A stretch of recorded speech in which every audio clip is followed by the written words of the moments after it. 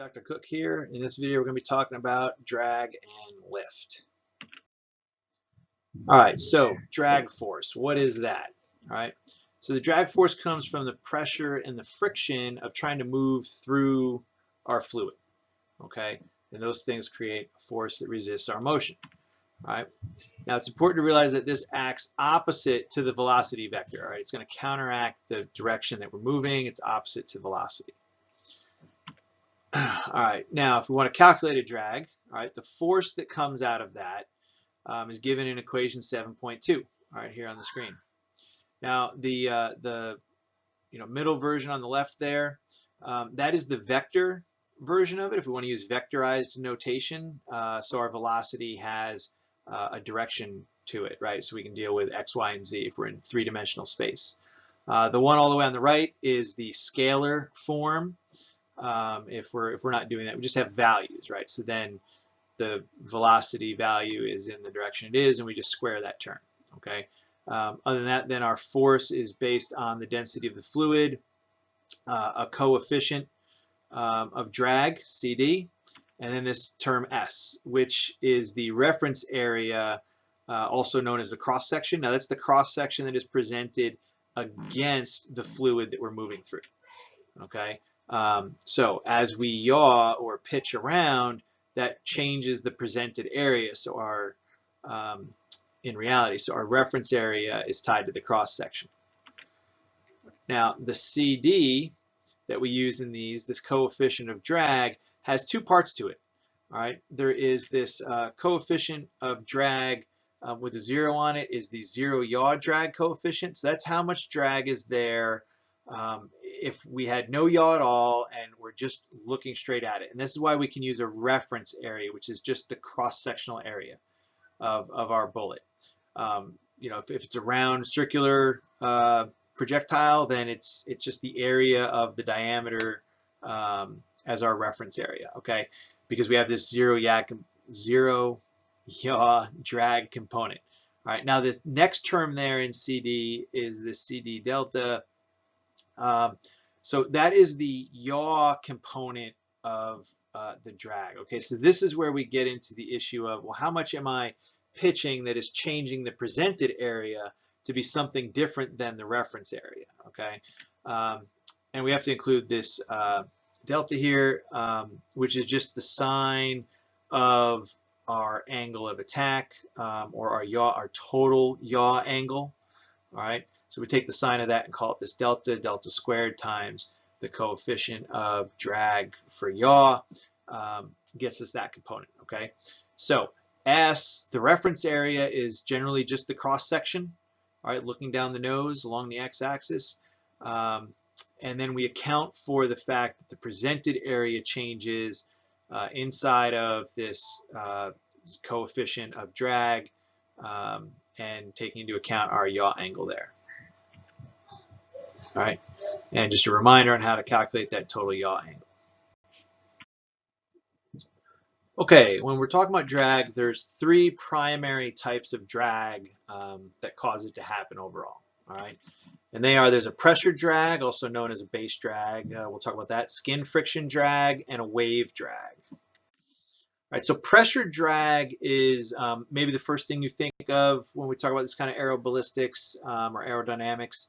It's the pressure from the air pushing against the thing, or the projectile, the moving object moving into the air, right? So there's a pressure there caused by our motion. Now you can see then that there's different pressures that it builds up along the front of it, all right? And there's some kind of boundary layer, and then behind it you get this wake region. We don't have those same kind of pressures because we're not just pushing against the presented area of the object. Now the base drag is a form of pressure drag. It's more specific when we're talking about flying projectiles. All right, so what happens is that on the forward part of the projectile, you get this dynamic pressure that is far above atmospheric, okay, because we're pushing into the air. All right, now while we're doing that, behind the pressure, that's dropping, or behind the projectile, you get a pressure drop that's below atmospheric, okay? Now, normally we just kind of sum the pressure across the whole projectile, right? And we've got low pressure behind it and a higher pressure in front of it, acting against it. Now, if we can do something to increase the pressure behind the projectile, remember that you've got pressure multiplied by an area, that can actually help push a projectile, right? Because we're changing that differential in the pressure there. And that's kind of how base burners work. So on tracers and other rounds like that, we're actually modifying the pressure behind it, and that affects how much effective drag that we have. So base drag has to do with, in projectiles, with that pressure drag of the air acting on it, and the fact that there's a lower pressure behind it. Okay, skin friction drag, all right? Because we have a no-slip condition, all right, as the projectile is moving, it's pulling fluid along with it. And then we get a gradual buildup of this boundary layer. Effectively, the air closest to the projectile is kind of sticking to it, and it's dragging through the medium, all right? Each layer of fluid pulls along to the next, and then they radiate out from there. All right, now if the velocity is high enough, all right, this boundary layer departs from orderly shearing, all right, and the boundary layer starts to become turbulent, okay? If there's no other disturbances, then the pressure increases as we move rearward in the boundary layer and the shear stress is decreased, all right? If the shear stress gets to zero, then our boundary layer separates from the projectile. Now this can effectively make the body appear longer, all right?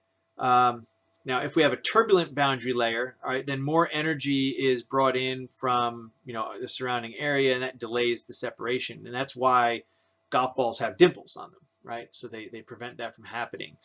All right, so skin friction drag has to do with the fluid kind of sticking to our body as we move through it, and we drag along with that until it separates off of the body.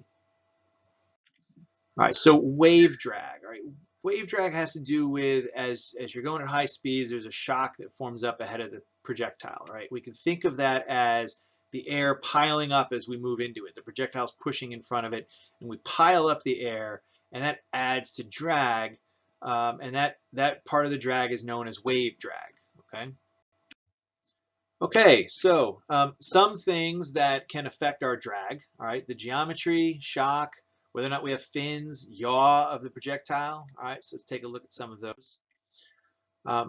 As we do, we're going to have this concept of center of pressure. We introduced that last class, I believe. So we have a center of mass, and I hope you all understand well what that is.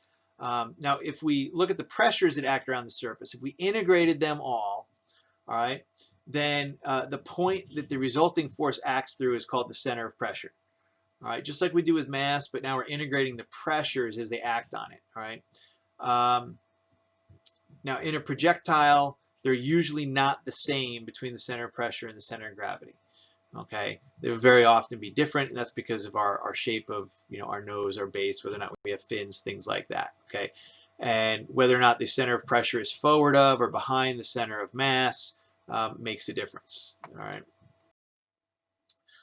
As we look at our geometry, the shape of the ogive on the front end and the shape of the back end, which is commonly called a boat tail, if it curves in, have some drastic effects on our drag.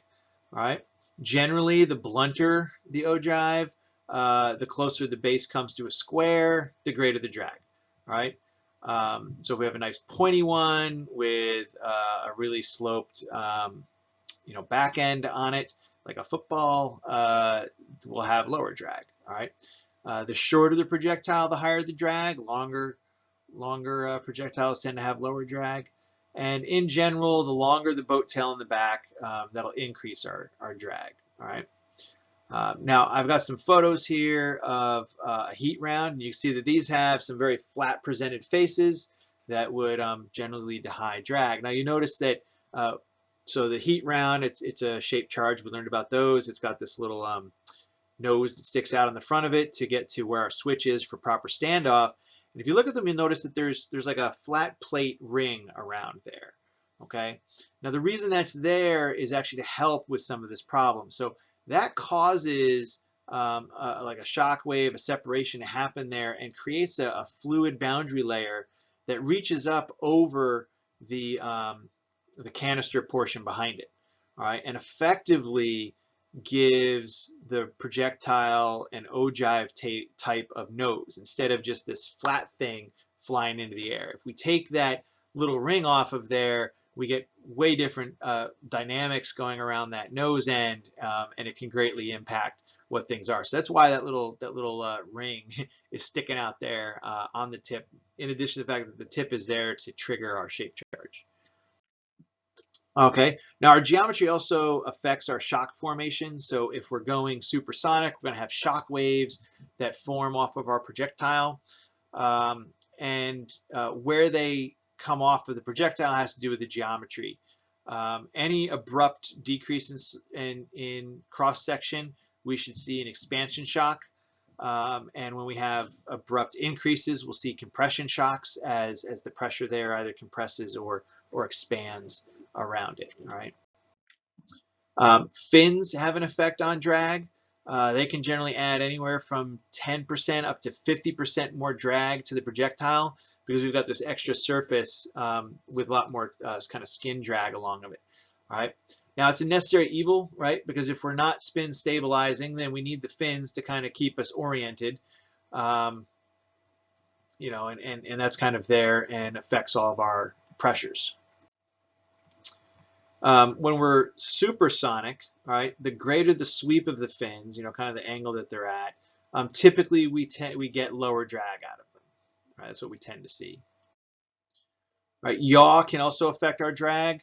When we take an angle of attack compared to the velocity vector, then the cross-sectional area normal to the velocity increases, right? The presented area, okay? It's going to get larger. Because you could think of if instead of flying nose first, if we were flying fully 90 degrees yaw sideways, we're going to have a much larger presented area.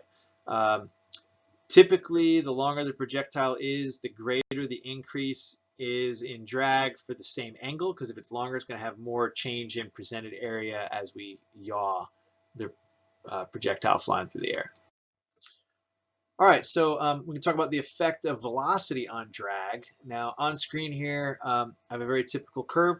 All right, it's not so much the velocity, it's actually the Mach number, right? So the velocity versus what fluid are we moving in, and what conditions is it under. But this is a very typical curve that you see. Things are sort of constant initially, and then when we get close to Mach 1, there's this huge jump in the coefficient of drag.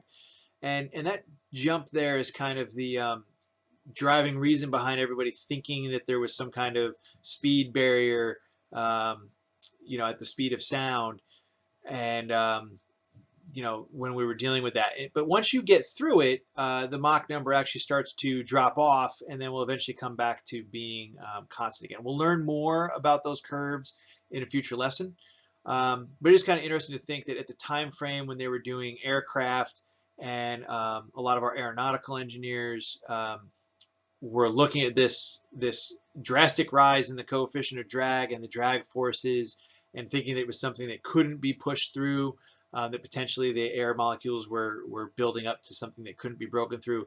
At that point in time, our aeroballistics engineers on the ballistics side, we already knew that supersonic bullets were possible and existed at that time. Those just were two different communities that weren't really talking to each other, the ballistic side and the aeromechanical side. So just kind of a little footnote. But we'll learn more about this curve in the future. Just understand that how fast you're going relative to the speed of sound affects your coefficient of drag. All right, so let's talk about the lift force. This is another force that can act on our projectile. And what it does is it pulls our projectile the direction the nose is pointed. All right, it's going to move things around on us.